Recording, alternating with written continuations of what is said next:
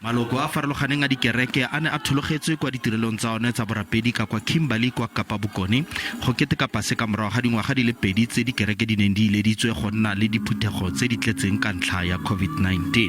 Re leboga Modimo le government ya rona mona go lwantsha botlhoko bo ba COVID gore re boe gape re tle re keteke tsatsi leno le.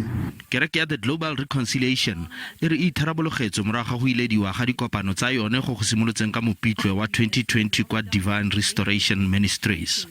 Go begwa gore ka nako e COVID e padimola profense eo e simolotse kwa conferenceng e neng tshwaretswe kwa The Divine Restoration Church Ministries.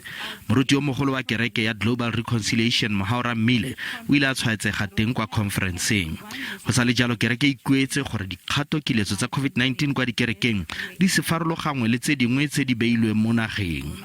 E thabile haholo gore rona bana ba Modimo re kgona go kopana ka jeno re sa ka nako tsele le batho ba 50 batho ba 100 batho ba bakana mara go bua nnete ka jeno ho monate haholo gore re kopane re le bana ba Modimo ka yone nako ena ya Paseka. Ka kwa Emelo Mpumalanga mopresidente Cyril Ramaphosa o na keteka Paseka kwa kerekeng ya Al Shaddai Tabernacle International.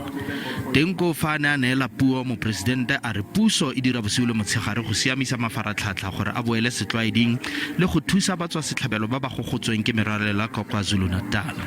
A re sesole sa bosetšhaba sa Afrika Borwa ga mmogo le mafapha a profense la bosetšhaba a tla romelwa go busetsa tiriso mafaratlhatlha a latlhegileng. Kwa Kapa Botlhaba go ne go utlwagala mmina thoko wa thoriso dithapelo le melaetsa ya bukathamaga. Badumedi ba ne ba kokwane ka makatla a namane go begwa fa tiragalo ya mothale o e diragetse la bofelo ka ngwaga wa 2019. Go le jalo ga ba ka ba ikgatholosa melawana ya kiletso ya COVID-19. After 30 minutes we sanitize and we make sure that the ventilation is there, because at the end of this gathering we don't want to experience a situation where people will go out and say they were infected by the time they were here. Meletlo yotlhe e ya Paseka e tle go khutlisiwa ka la tshipi fa dikereke ka go farologana di tla bo di keteka le go itumelela tsogo ya Morena Jesu.